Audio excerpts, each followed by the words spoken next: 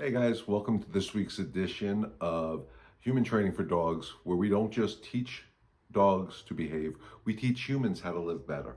I'm Leon, I'm the founder of Back to Basics Dog Training, and after 35 years of working with dogs and their people, I've learned this. When we change our energy, your dog, your life follow. So let's dive into this week's episode. Welcome to episode 4 of Human Training for Dogs, the 5 most common mistakes that we make and how to fix them easily. This is going to be a powerful lesson, guys, because it's something we all do as dog lovers, our fur babies. We all kind of make these 5 crucial mistakes. And once we fix them, things just start flowing for us and life becomes less stressful with our dogs, with our families, with everything. So really pay attention to this episode because it's going to help you have so much success in moving forward with your dogs and enjoying your time together. So in this episode, I'm going to break down the 5 most common mistakes, like I said, and they're common habits that actually sabotage your dog's behaviors when we think what we're doing is the right thing. So the key is they're simple enough to change. The mistakes are not about being bad dog owners, guys. Not at all. I mean, I can't stress it enough. You guys bring these dogs into your homes, you love them, and you want them to have the best life possible. But we need to start looking at it a little different. Not so much from the human life getting better, which will happen when we make their lives better, understanding how they understand us. So it's not about misunderstanding. It's about misunderstanding how the dog thinks, how they need to be led, and how they learn. When we shift the blame to understanding, truly understanding this, we create a space for growth. Both in us, our dogs, our family, our friends. So it seems hard, but it's easy. So if your dog seems confused all the time, it's not that they're stubborn, it's not that they're bad dogs, it's because they're misunderstanding what you're actually asking for. So let's really start diving in. We're going to hit each one of these 5 so you guys can understand what your dog is thinking and how we can correct it. So one of the biggest mistakes I see, and I see this day in, day out, this is not uncommon, is that we repeat the command. Sit, sit, sit, sit, stay, stay, stay, stay, down, down, down, down, whatever it may be. And we repeat ourselves.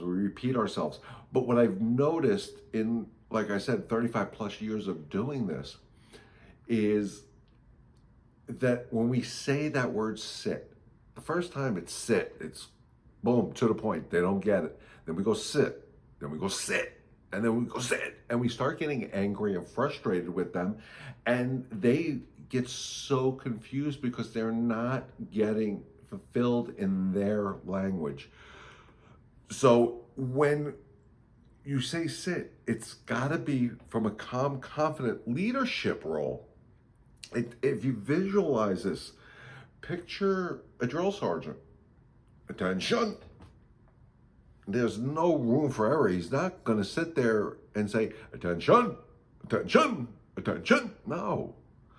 So how do we accomplish this? Well, we got to teach them. And this does start from puppyhood, but this can also work on older dogs that we rescue. So the easiest way is always with a leash.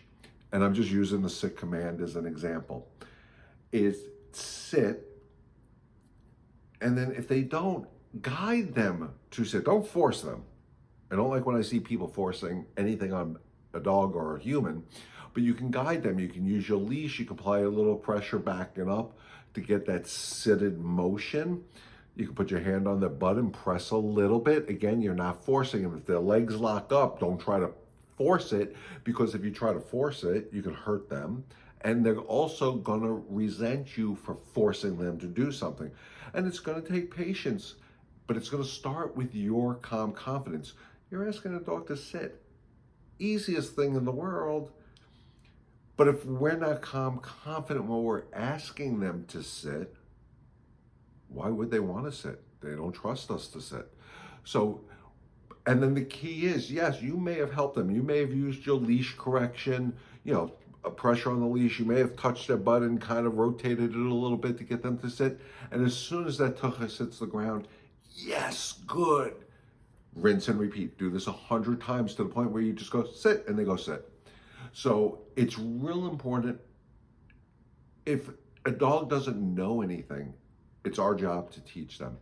Don't assume that because you rescue a dog that's 2 years old, 3 years old, that they know how to sit. We don't know what their previous owners, what their previous life was. So start from the beginning. Teach them how to sit. But remember, it's important to get them to sit, but it's also really important, guys, praise them. If you want to give treats, that's fine, but treat them when they do it and their butt hits the ground. Don't expect them to sit for long in the beginning. You got to work up to duration on how long they sit. The other biggest mistake I see, one of the biggest mistakes I see, is that we tend to reward the wrong state of mind in our dogs. And, that's pretty hard to understand and comprehend sometimes. But when we pet an overexcited dog, we reward overexcitement. We don't want to reward overexcitement. Overexcitement gets them in trouble. They jump on our guests. They jump on the elderly. When they're overexcited, they're jumping, they're barking, and they kind of can nip us accidentally. It's an accidental thing. It's not a vicious dog. It's not a bite, but that's part of the overexcited brain. When they get overexcited, they want to play. When they play, they use their mouths. So they can inadvertently hurt us, a child, an elderly person. Think about it. If you have somebody on blood thinners and they jump up on them and just their nails get them, they could start bleeding, and that could be a big problem. Also, when I talk about rewarding the wrong state of mind, we also tend to soothe an unsure dog. And what do I mean by that? A lot of dogs I've worked with are afraid of thunder and fireworks. They just are. They're actually pretty smart guys, because when they hear the thunder and fireworks, they get startled. They say, okay, this doesn't sound good. Maybe I need to seek shelter. Maybe instinctually they know what to do for survival. We see them get startled, and we right away run over to them. They're looking around like, whoa, what was that noise? I don't know what that noise was. That's kind of freaky. He woke me up from my nap. And we go over, it's okay, baby. It's only thunder. It's only fireworks. It's not going to hurt you. And we have this whole conversation, but our energy becomes so weak and so passive. And that is actually more detrimental and will actually ingrain that fear or insecurity. And it's heartbreaking, because we don't want to see them unsure. We don't want to see them in that state of, well, what was that? But they need to go through the process themselves to figure out they heard this noise and nothing bad happened to me. And my human pack leader, who I need to learn to trust, stayed calm. I have to stay calm. And guys, I know it's hard. We tend to humanize them and use human psychology on a dog a lot of times. Dogs overexcitement. We come home from work, oh, they missed us, look at this, and we pet them, but we're rewarding that overexcitement. But then when our guests come over, don't jump on them. Don't be excited. You're acting like a moron. Think about the mixed signal we just sent them, and just a happy-go-lucky, goofy dog. We just sent them a mixed signal. It's okay to jump on us, but not on them. They don't understand that. They're never going to comprehend that.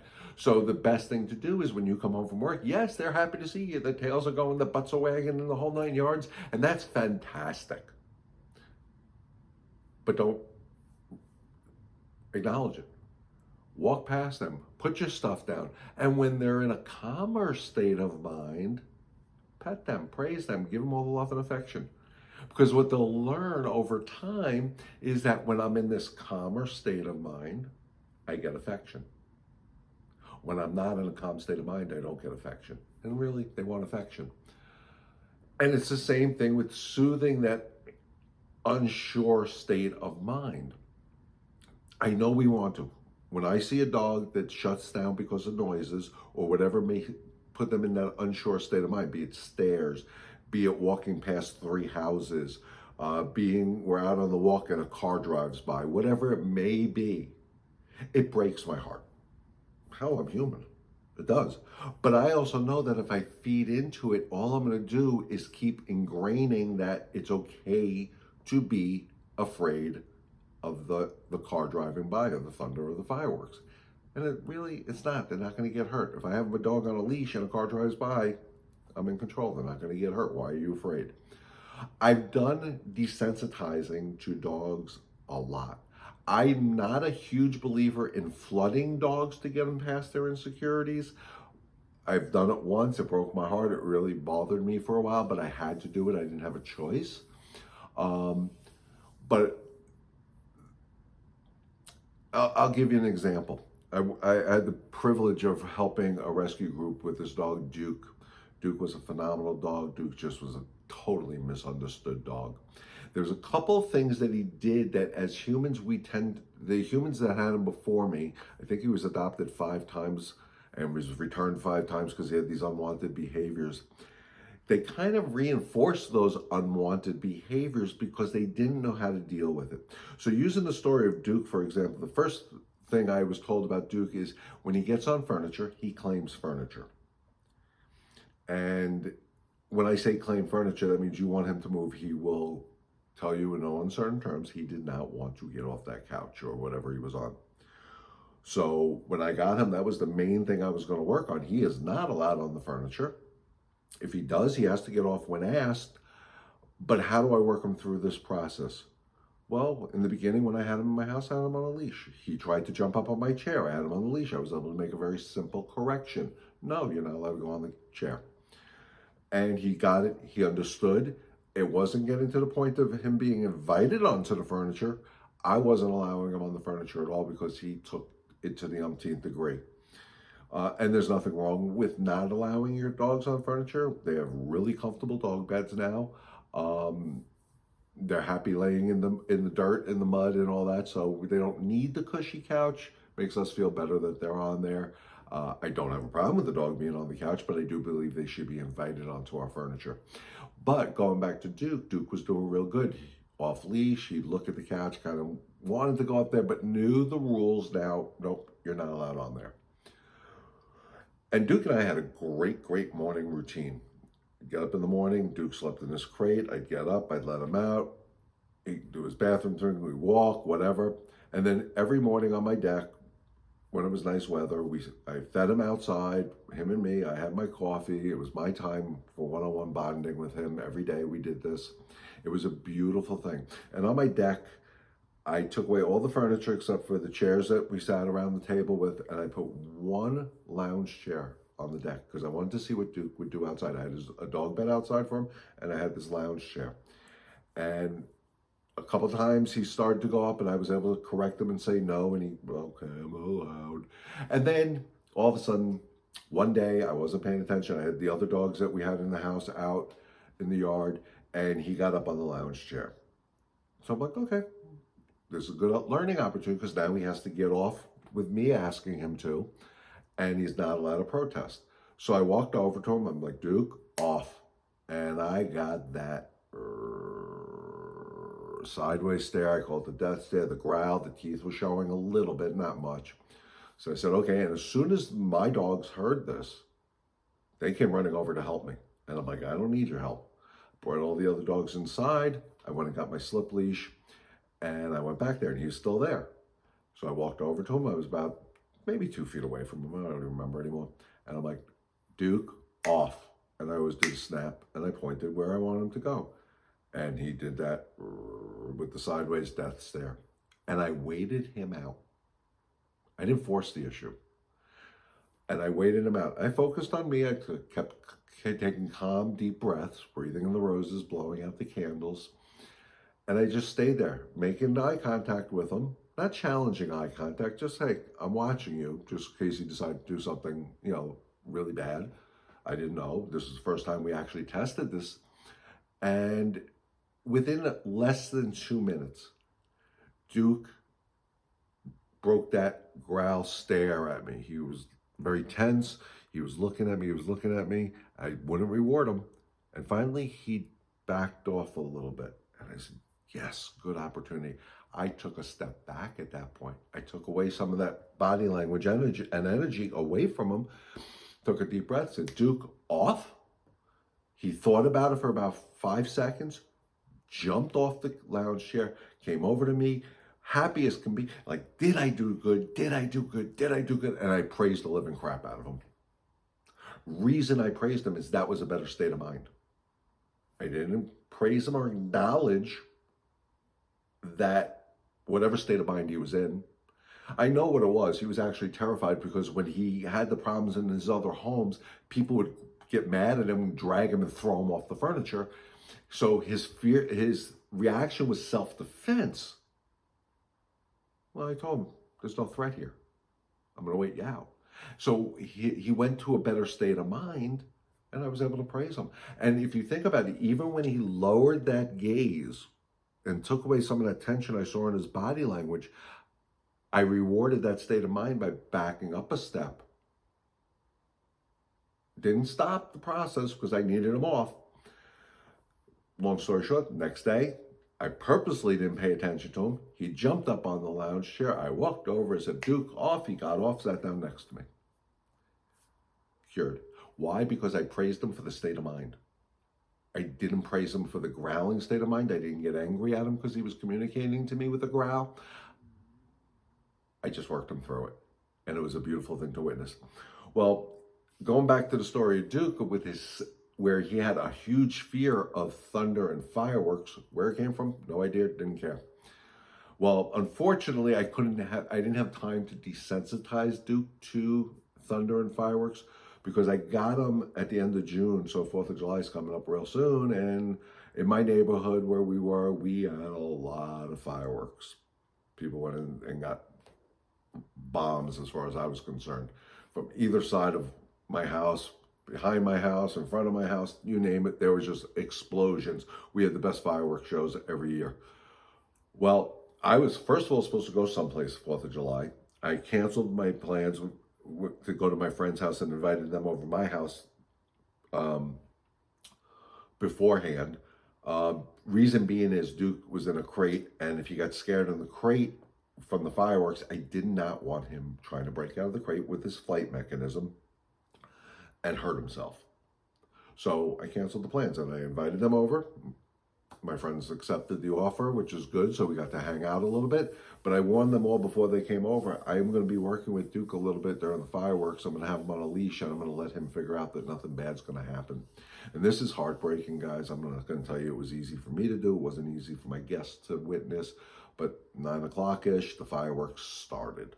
And Duke's flight mechanism kicked in huge. But I had my leash, couldn't go anywhere.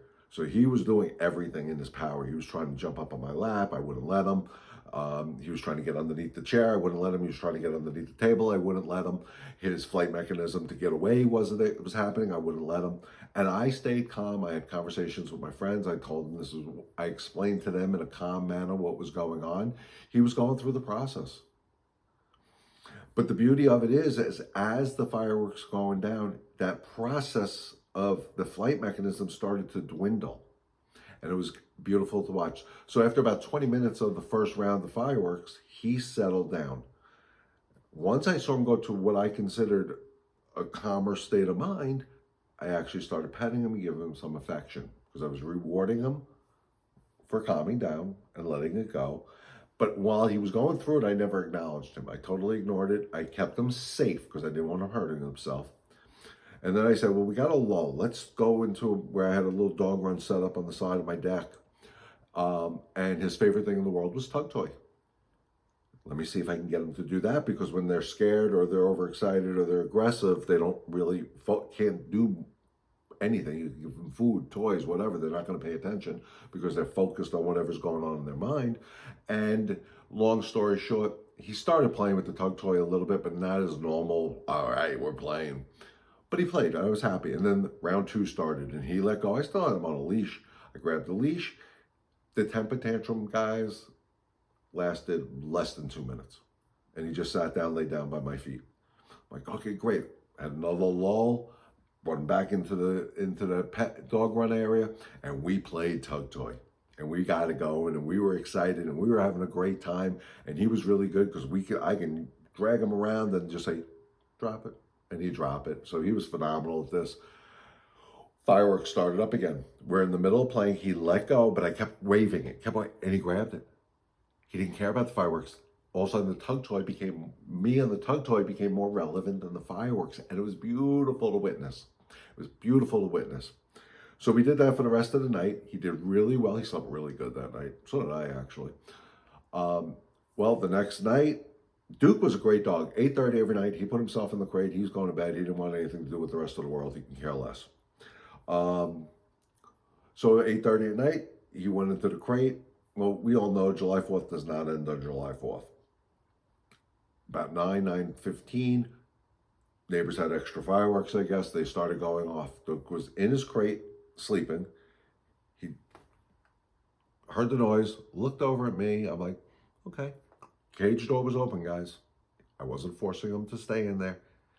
He looked at me, thought about it for a second, laid his head back down, went to sleep. He was done. He was done with his fear. And why? Because I desensitized him. I didn't coddle the fear. I didn't coddle the insecurity. I praised the crap out of him with his favorite thing in the world, tug toy, when he behaved. And he calmed down. And it was huge. He had a huge successful life after he left my training program. And the people that adopted him followed the rules. And I also told him, because we don't get fireworks year-round, we don't get thunderstorms year-round, to every so often just download some sounds on their phone and play it at a medium volume. You start it low, see how he reacts, increase it till you see a reaction, work him through it. And from the feedback I got after the adoption, he did phenomenal the following year on 4th of July. He just became a phenomenal dog. Okay, so we talked about repeating commands. We talked about this rewarding the correct state of mind, because we tend to reward the wrong state of mind, unfortunately. The next is the lack of follow-through. And I'm going to use that sit command because as humans, we tend to get frustrated. Remember my trademark saying, no anger, no frustration, no nonsense. And what I mean by lack of follow-through is exactly that. We ask them to sit. And we ask them to sit. This goes back to repeating commands. And finally, after 15, 20, 30, 40, 100 times of doing it, we get fed up, we stop it. We don't do any follow through. So once we know the dog is bulletproofed on sitting, and I'm going to use the sit as the example, what is the next step? Okay, well, you can get it 100 times out of 100 times, you sit. Perfect. Now on the 101st, I say sit and you don't sit, follow through. Consequence? No, because the no word is the consequence. Snap my finger, clap my hand. If I happen to have a leash on, a pop at a leash, sit. And I become a lot more assertive. The follow through. And then they have to sit. Same thing with the recall. Same thing with the down command. Same thing with the place command. We get frustrated, so we stop. Every time we do that, I said if he sits 100 times out of 100 times, but on the 101st, he doesn't sit, and we, okay, it's all right. You normally do it. It's okay. Well, then it'll be the 102nd time he's not going to sit, and the 103rd time. The follow-through shows him you're that calm, confident pack leader. Follow-through is crucial for them. So if you say come, they have to come. They don't consequence. And again, consequences never should hurt or scare them, but just tell them, hey, I'm in charge. And think about it, we do that with our kids. If we say no and they do it anyway, there's a consequence for them doing what you just said no to.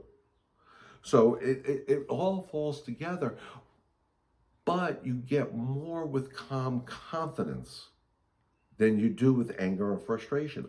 Just life.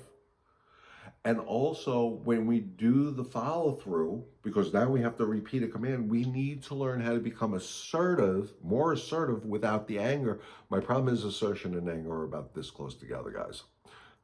Assertion isn't anger. Assertion is, hey, you're doing it.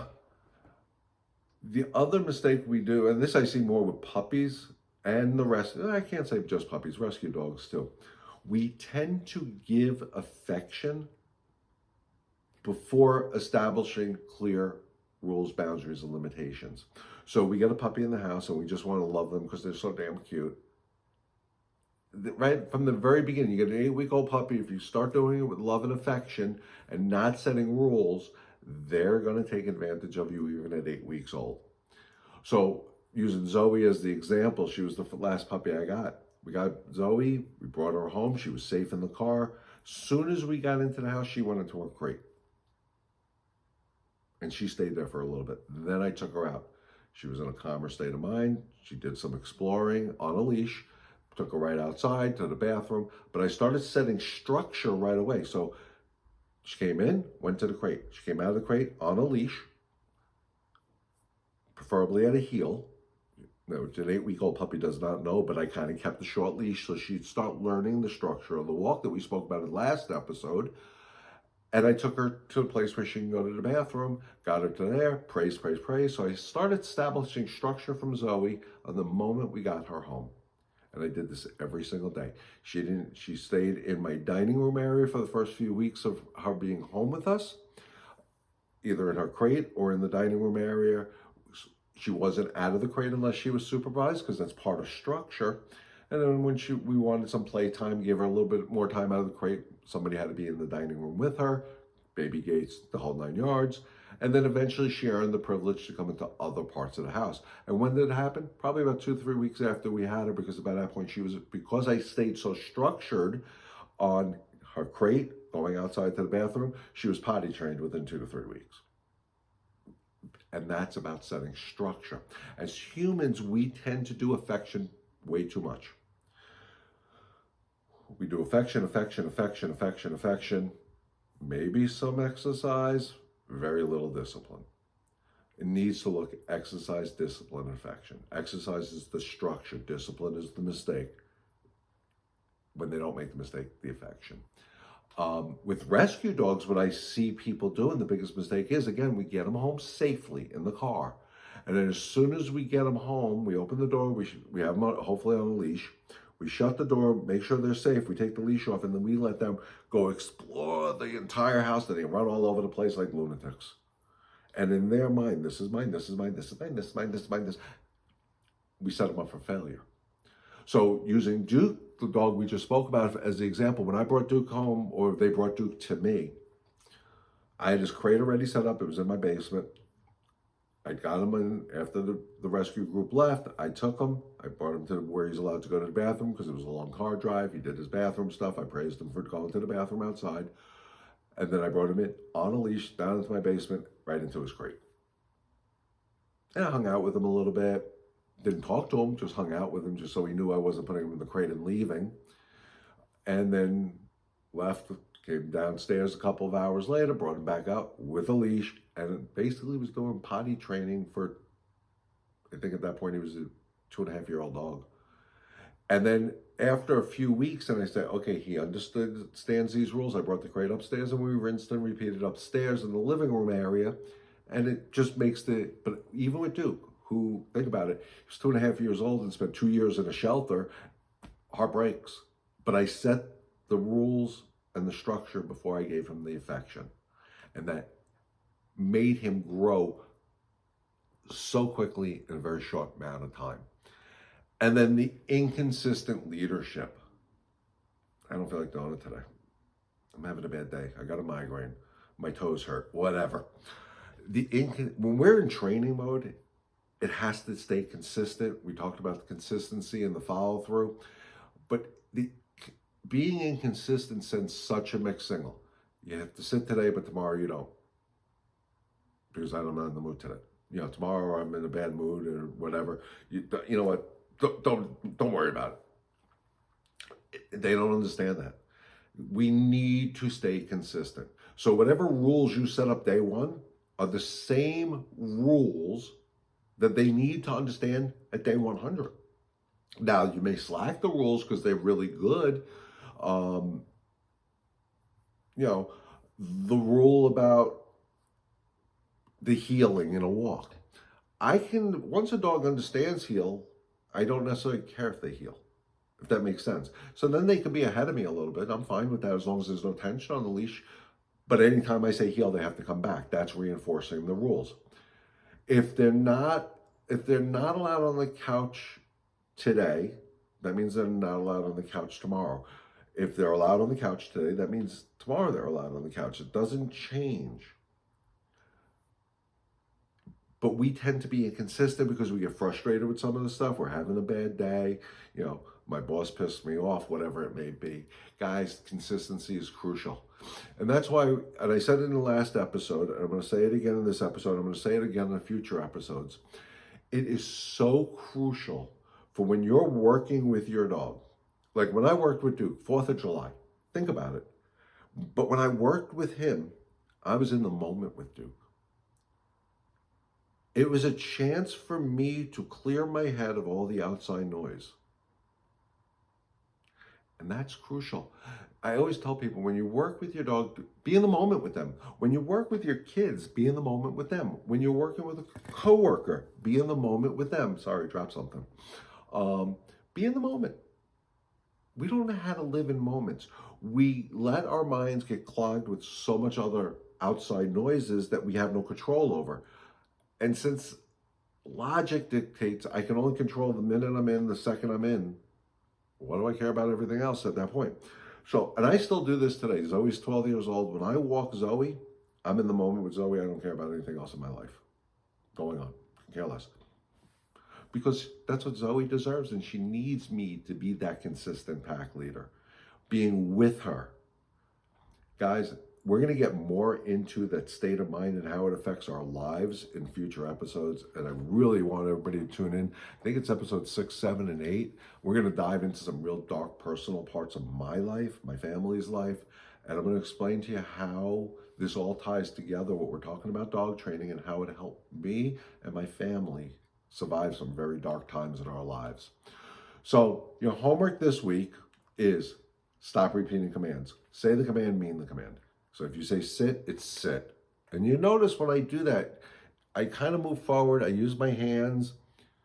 I'm not trying to be a bully. But that shows them I'm confident. My body language, my energy is showing them that. They don't do it, make it happen. Stop over petting excited dogs. Make them earn your affection. And stop soothing unsure dogs. Reward the calm state of mind. It is a much better place for them to live in. It's a much better place for us to live in. Follow through. Just do the follow through. If you ask them to sit, the exercise doesn't end until they sit. Remember, you can't end an exercise when you're working with your dog, be it the sit, be it mastering the walk, be it the down, be it the place, whatever commands you're using, unless you get the win. Because if you don't do that, that goes back to that inconsistency. They know you're not serious. They're going to take advantage of you. It's no different than the kids. You give them an inch, they take a mile. Stop giving the affection before structure. Structure is the affection that, hold on, let me rephrase that. If you do structure, the affection is there automatically. The clearer the rules, the happier they will be.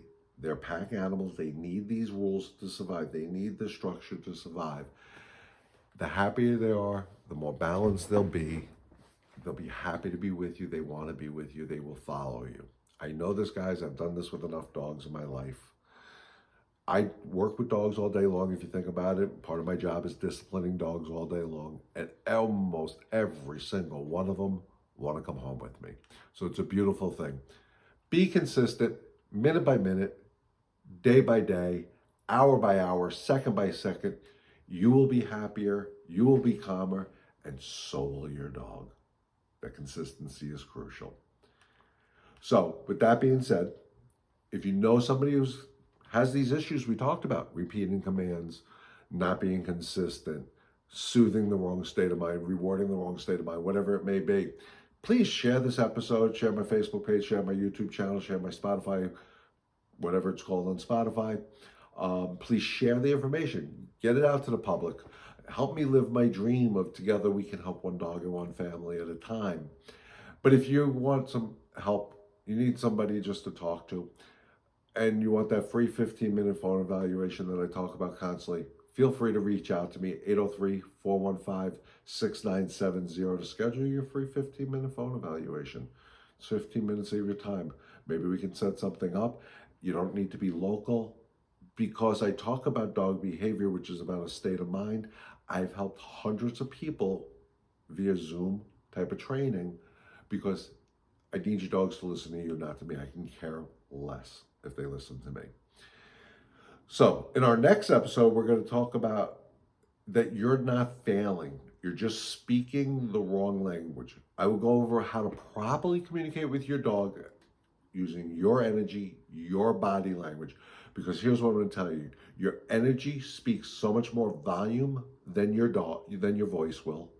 And your body language will resonate forever with them. So guys, next week's episode is the precursor to how I got out of the dark times with me and my family, based on these methodologies, using energy more than voice, using my body language to help guide us through. So till next time, thank you for listening to Human Training with Dogs, where transformation starts with you. If today's episode again hits home with you, or you know somebody who needs it, please share this information. And if you're ready to turn the chaos into calm, one day at a time, one leash at a time, reach out to me. Until then, remember, no anger, no frustration, no nonsense. And together we can truly help one dog and one family at a time.